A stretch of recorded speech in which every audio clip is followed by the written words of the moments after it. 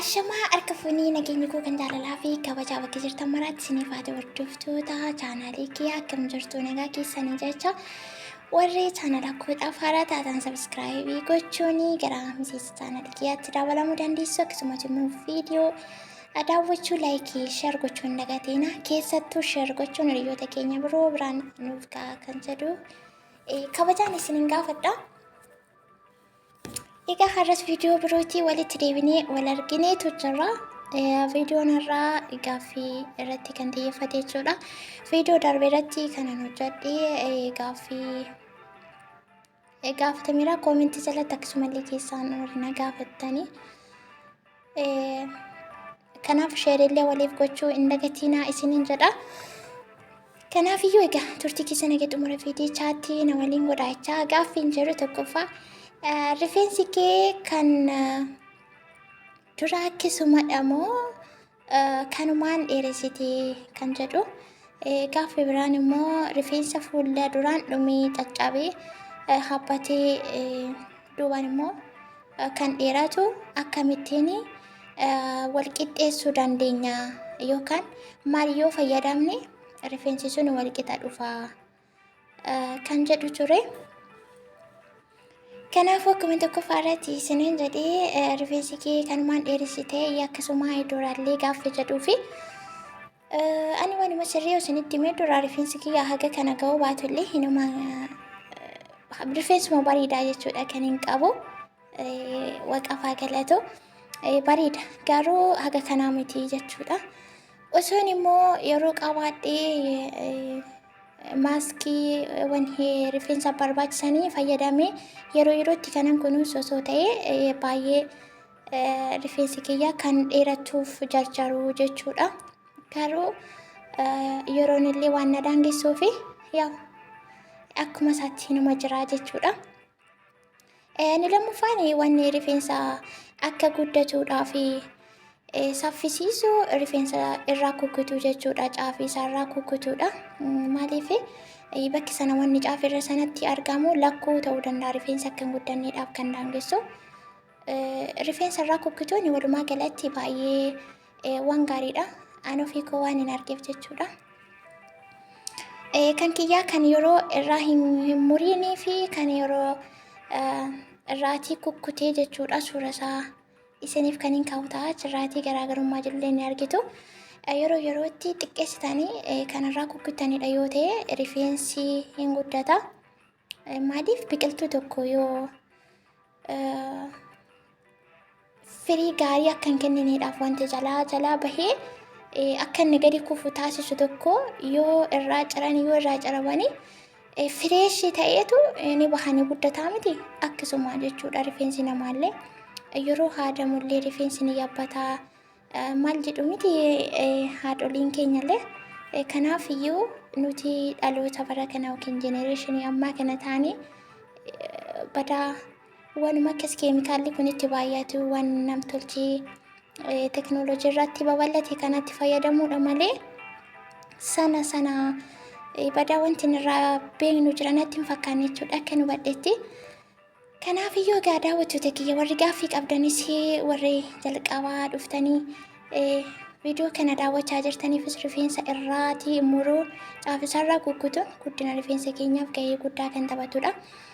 Akkasumas immoo dibatawwan keemikaala garaagaraa irraa adda ta'e yookiin immoo qulqulluu guutummaa guutuutti qulqulluu jechuu hin danda'u. Maaliif inuma qabaata garuu sanaan kan badhaadhe osoo hin taane mana keessatti rifeensa maaskii rifeensaa ofii keessan hojjetattan rifeensa keessan kan kunuunsitanidha. Yeroo yerootti wanna barbaachisu kan hojjetan yoo ta'e rifeensi keessan ni guddata isinin jechuutii barbaada. Gaaffii kan kee kanumaan dheeressite immoo rifeensi kee kanumaa durumayyuu kan jedhu sanaaf haga tokko deebiseera jedheetii yaada. Kan itti aanu immoo gaaffii biraarratti isinii deebisaa jechuudha. Kanaaf yoo jiraate inni lammaffaanii rifeensa duubarraan dheeratee fuulduraan immoo dhumuu caccabuudha. Akkamitti suphuu dandeenya rifeensi sun akkamitti wal qixa dhufuu danda'a gaaffii jedhuuf deebii kan ta'a jedhee viidiyoo kanarraas ni hubattuu jedheetii yaada. Egaa viidiyoo bal'inaanii akka ifa ta'etti waraabuudhaaf haalli mijataan agasmiraa akka hin jiraanne isiniyyuu ni hubattu jedheeti yaada. Kanaafuu yoo viidiyoo irraa isiniif hubatamuudhaa baateyyuu haasaa kiyya irratti xiyyeeffadhaa isiniin jechuu barbaada daawwattoota kiyya.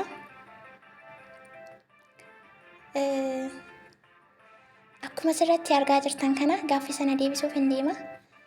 Akkuma asirratti argaa jirtan kana ammani maaskii rifeensaa waanuma salphaa fayyadame jechuudha. Sanallee hin waraabne viidiyoo isaa. Maaliif ergan qopheesse waan hunda xumuree maashiniidhaan daakee booda jechuudha kan inni viidiyoo waraabuu eegale. Kanaaf iyyuu jechuudha rifeensa keenyaaf wanni nuyi fayyadamnu avokaadoon ni jira, muuziin ni jira, aluuveeraan ni jira, talbaan ni jira, dibata garagaraati jechuudha. Keessattuu mana keessatti kan hojjennu yoo ta'e baay'ee rifeensa keenyaaf jajjabina kan kennu, dheerinaaf illee waan hundaaf gahee guddaa kan taphatu jechuudha. Kanaaf ana irraa kan hin fayyadame maaskii rifeensaa ta'e akkamittiin akkan fayyadamu isaan boodammoo maal akkan godhu jechuudha.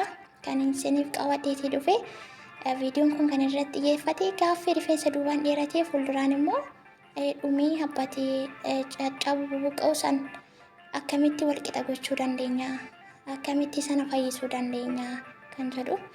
Egaa rifeensi duubaan dheeratee fuuldurri isaa habbatu namatti hin tolu. Maaliif rifeensi fuulduraan kan namaaf hin ajajamne yookiin gadi hin jenne yoo ta'e kan maalumaafuu hin mijatu jechuudha. Yeroo istiriitti yookiin yeroo tokkofamullee yeroo farrafamullee bareedaa hin ta'u. Sana garuu salphaatti yookaan irratti xiyyeeffatanii ofii keessan eenyummaa keessaniif akkasuma rifeensa keessaniif yeroo fi bakka kan qabdan yoo ta'e ni deebi'a jedhee yaadan akka gootti ofii koo waan argeetti ofitti amanamuu waan hin qabuufi. Egaa akkuma isiniin jedhee maaskii rifeensaa kana fayyadamee booda maalii akka ta'u walumaan kan arginu ta'a. Itti dabalee immoo rifeensa yeroo hundumaa hiikamee taa'u yookiin yeroo hundumaa tokkofamu keessattuu rifeensi tokko tokko amala hin qabu jechuudha. Waanuma fayyadaman kan nama wallaalchisu tokko waraame waan akkasiifaati yoo ta'e yeroo hundumaa tokkosuu dhiisurraa of qusachuudha. Yeroo hundumaa hiikamee kan taa'ee yoo ta'e dirqama yeroo gara bakka tokkoo deemnu gara hojii ta'a. Waa hedduutu jira mana hin oolan miti. Bakka sana gaafa deemuuf jennu qophii waa tokko irra deemuuf yoo jennu rifeensi sun maal ta'uu qaba, dirqama filamuu qaba, sirraa'uu qaba jechuudha. Guyyaa guyyaatti immoo rifeensi kan filamudha yoo ta'e keessaa kan bahu jira jechuudha. Sunillee rifeensi keenya akka dhumu yookiin immoo akka haphachaatee deemu kan fuulduraan dhumaa sanallee miidhaa kan deemu malee faayidaa hin qabu jechuudha.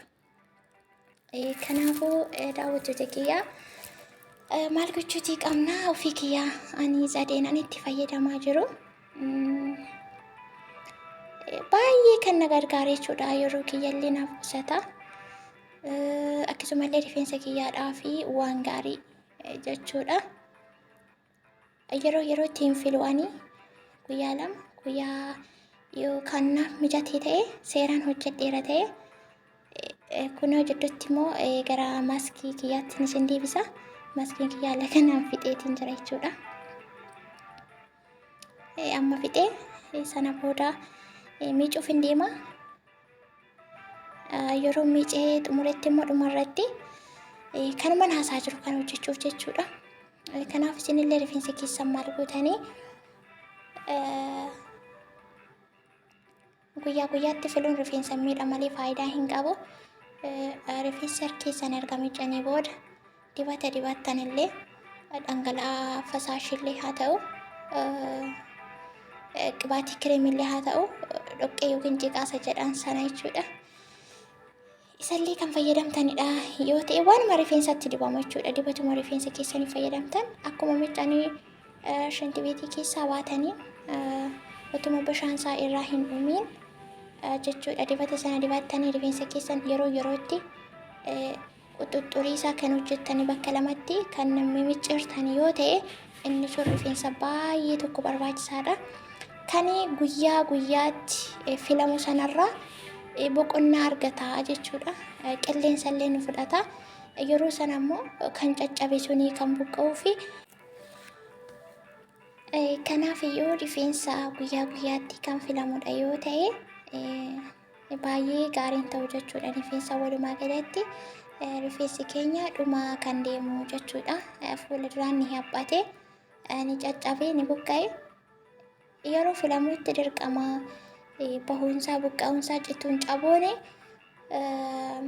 waan hin oolleef hin barbaachisu jechuudha. Guyyaa guyyaatti filuuni yeroo hundumaallee tokko suni barbaachisaa miti rifeensa keenyaaf. Egaan daawwattoota keenya maaskii rifeensa argan fayyadamee booda'anii namni jechuudha. Miicee kun haala kanarra gaheetiin jira. Dibata dibee jira jechuudha. Viidiyoon ni dheerateedhe viidiyoo gaggabaabsuu yaale. Isinillee akkasuma qibaatii rifeensa keessaniif ta'u fayyadamuu dandeessanii.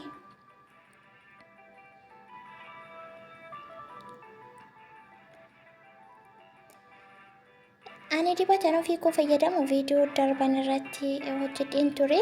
Akkuma isiniin jedhee haalli mijataan akkasuma waan hin jirreef bal'inaan viidiyoo akka mul'atu maal jedhee hojjechuun anaaf waan hin mijanneef akka tokko hojjedheera jechuudha. Sanarraa gadi buutanii viidiyoo kanaan dura hojjedharraas illee hedduminaan argachuu hin dandeessanii.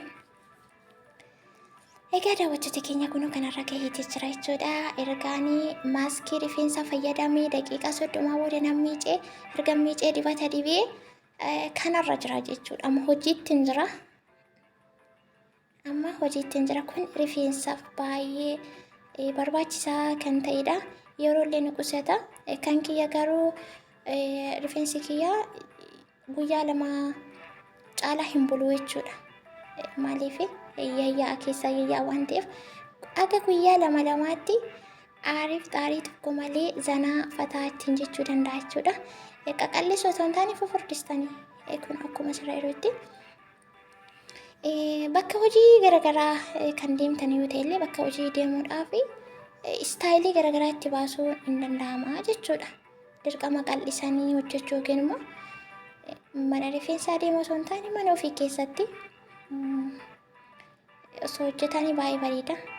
Ani mana rifeensaa illee deemuu hin jaalladhu. Walumaa galatti kiyya otuma ofii hojjetadhee ta'u hedduu tokko natti tola na gammachiisa jechuudha.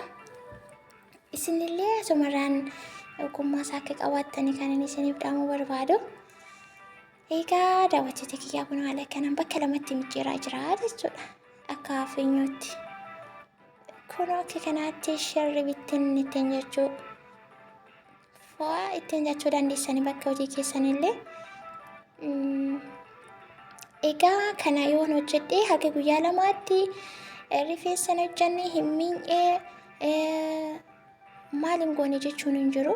Yeroo ofiillee kan qusatu kan inni isiniin jedhee kun waan akka kanaatti fayyadamu jechuudha. Rifeensaaf faayidaa guddaa kan qabu. Anallee yeroo kiyya kanaaf qusatu jechuudha. Keessatti ijoolleen mana madaamii keessa hartaan rakkisaadha. Yeroo itti of arginu rifeensa keenya maal jennu yeroo nuti shaaworii gallullee haga ishee xiqqoo waan taateef yeroo hundumaa rifeensa hiikanii filanii maal gochaa ooluun kun hin ulfaataa jechuudha. Kanaafuu wanti hundumti immoo yeroo waan barbaaduu fi kana jidduutti rifeensi keenya akka hin miidhamneedhaa fi carraa kanatti fayyadama akka isin hin darbiniin isinin jedha daawwattoota kiyyaa. Obboleeyyan shamarranii rifeensa keessan kunuunfadhaa isinin jedha. Baay'ee bareeda. Otoo bakka mijataa yookaan immoo kaameraa maaliin jiraate kana jedhee isinitti namu bareeda isaa jechuudha. Innaa kunoo amma kanarra jira jechuudha. Gaaffiin keessanii kan rifeensa fuulduraan dhumee duubaan immoo dheeraatee akkam goonaa kan jettan kana wal qixa ni dhufa itti fayyadamaan isiniin jedha. Egaa Viidiyoon har'a kana qabadhee dhufee gaaffii keessan isiniif deebisa. Kana fakkaata. Haga ammaatti waan wajjin turtanii fi hedduu galatooma. Mee ilaalamee amma kan akka kanaatti godhadhee bakka hojiillee hundi hojiileen alaa qabudha yoo ta'e mee wanni nama qaanessu jiraare kana anumatu hojjetaa ta'e jechuudha. Dhimmatti mana tsagur beetii deemee birrii meeqa baasuu fi hin qabaanne isiniin jechuu barbaada. Kanaaf egaa ogummaa qabaniin boonuudhaan isinillee baraa wanti hin baramne hin jiru rifeensa keessan ofii keessan hojjetachuu yaalaan isiniin jedha. Walumaa galatti viidiyoon har'a qabadhee dhufee